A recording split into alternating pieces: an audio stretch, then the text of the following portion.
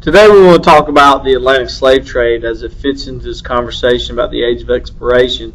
In doing so, we want to look first at the causes of the Atlantic slave trade.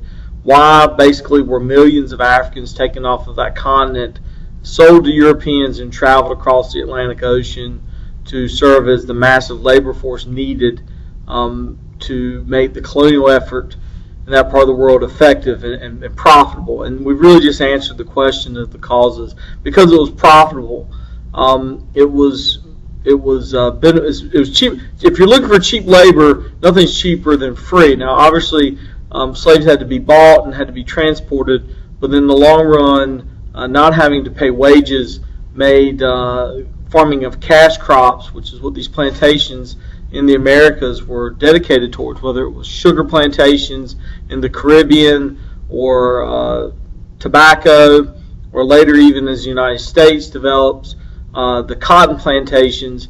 The labor needed to make these profitable.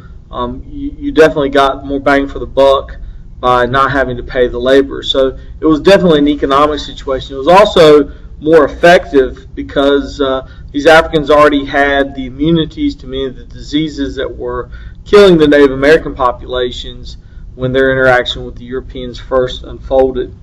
The first slaves came to the Americas obviously in the early 1500s. Records show slavery had been going on in Africa really for centuries prior to that, and early attempts by the African traders on the west coast of Africa to try to sell slaves to the Europeans. There was really not a market for it. Not until the idea of cash crop labor farming in the Americas became how these colonies were going, or how these possessions in the Western Hemisphere are going to be used.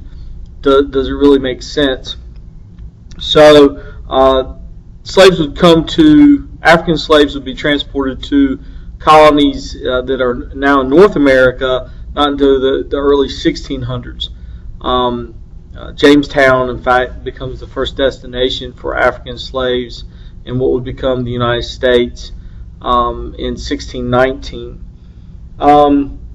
Again, it was to work on the plantations for the cash crop production. Portugal is going to be the early leader here, and if you want to keep track of the overall importation of slaves from Africa to the Americas, they're going to be the overall leader simply because of the longevity of their transport and the fact that Brazil becomes a leading destination. More slaves are brought into South America than any other of the specific points of port in the Western Hemisphere. The English, though, make a definite push and for, I would say, late 1600s through the 1700s, bring in more Africans to slave labor conditions throughout the Caribbean than any other. The journey is often referred to as the Middle Passage.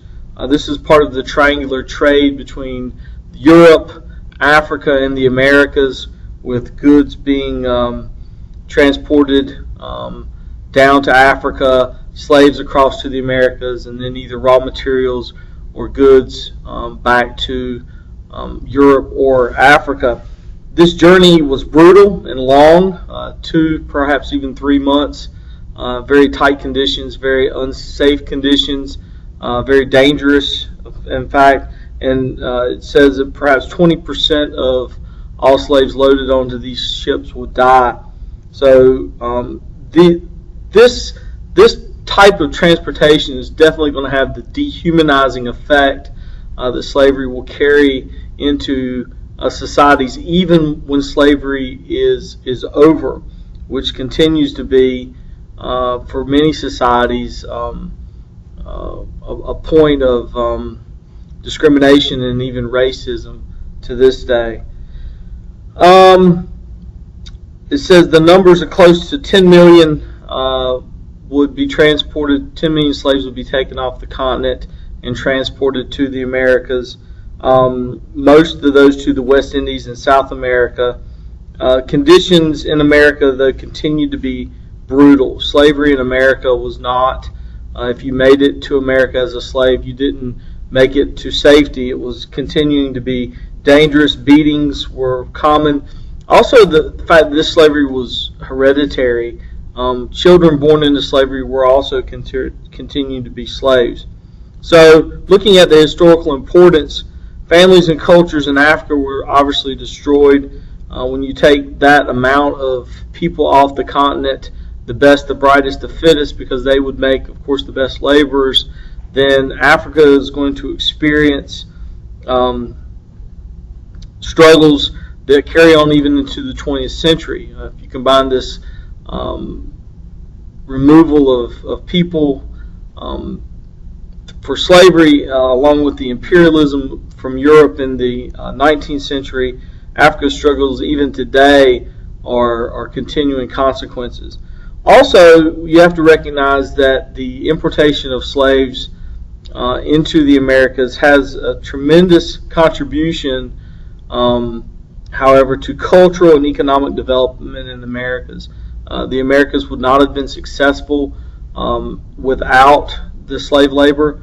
Obviously, this is not a justification for the behavior or that treatment, but understand that it does have a part in the equation. It says wealth, art, religious, social, and even foods all have been impacted by the influx of Africans into the Western Hemisphere. Thank you.